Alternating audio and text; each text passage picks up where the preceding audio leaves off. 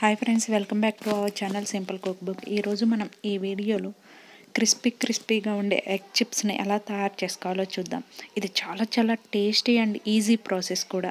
ఇవి తింటుంటే తినాలనిపిస్తుందండి, అంత టేస్టీగా ఉన్నాయి. ఇవి ఎలా ప్రిపేర్ చేయాలో ఇప్పుడు ఈ వీడియోలో చూద్దాం. ముందుగా ఒక బౌల్ తీసుకొని అందులో 1 ఎగ్ని వేసుకోవాలి. ఇప్పుడు మనం అందులో 1/4 table spoon salt, 1/4 table spoon pepper powder వేసుకొని బాగా కలుపుకోవాలి.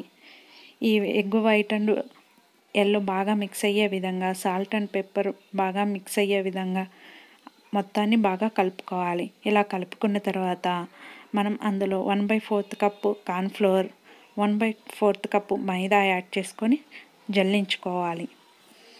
ఇలా జల్లించుకున్న తర్వాత ఆ పౌడర్ని మొత్తాన్ని ఎగ్కి మిక్స్ అయ్యే విధంగా బాగా కలుపుకోవాలి. చూడండి, వీడియోలో చూపించిన విధంగా మిక్స్ అయ్యే విధంగా కలుపుకోవాలి. అందులో 1/3 కప్పు వాటర్ని యాడ్ చేసుకొని బాగా మిక్స్ చేసుకోవాలి. ఇలా మిక్స్ చేసుకున్న తర్వాత 3 ఐస్ క్యూబ్స్ని వేసుకొని 5 మినిట్స్ పక్కన పెట్టుకోవచ్చు. లేకపోతే ఈ మిశ్రమాన్ని మొత్తాన్ని 15 నిమిషాలు రిఫ్రిజిరేటర్లో పెట్టి తర్వాత తీసుకొని ఫ్రై చేసుకోవచ్చు. ఇప్పుడు నేను ఏం చేస్తున్నానంటే ఐస్ క్యూబ్స్ యాడ్ చేయట్లేదండి, ఫ్రిడ్జ్లో పెట్టాను. ఇప్పుడు మనం స్టవ్ వెలిగించి దాని మీద ప్యాన్ పెట్టి డీప్ ఫ్రైకి సరిపడా ఆయిల్ వేసుకోవాలి. ఆయిల్ హీట్ అయ్యేలోపు మనం ఫ్రిడ్జ్లో పెట్టుకున్న మిశ్రమాన్ని తీసి ఇంకొకసారి బాగా కలుపుకోవాలి. ఇలా కలుపుకున్న తర్వాత హీట్ అయిన ఆయిల్లో మనం ఒక్కొక్క టేబుల్ స్పూన్ ఈ మిశ్రమాన్ని వేసుకోవాలి. చూడండి, ఒక్కొక్క టేబుల్ స్పూన్ వేయగానే చిప్స్ ఎంత బాగా వస్తున్నాయో. ఇలా మొత్తాన్ని బాండీ నిండుగా వేసుకోవాలి.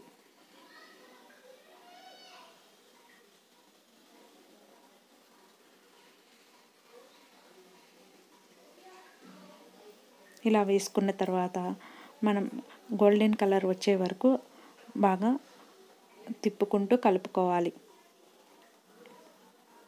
ఇలా గోల్డెన్ కలర్ వచ్చిన తర్వాత వాటిని మొత్తాన్ని ఒక టిష్యూ పేపర్లోకి తీసుకోవాలి. ఏమన్నా ఆయిల్ అబ్జర్వ్ చేసిన టిష్యూ పేపర్లోకి వేయగానే ఆయిల్ మొత్తం పీల్చేస్తుందండి. అంతే అండి, ఎంతో టేస్టీగా ఉండే ఎగ్ చిప్స్ రెడీ అయిపోయాయి. మనకు కొద్దిగా స్పైసీ కావాలి అనుకుంటే మనం ఈ ఎగ్ చిప్స్ని ఒక బౌల్లోకి తీసుకొని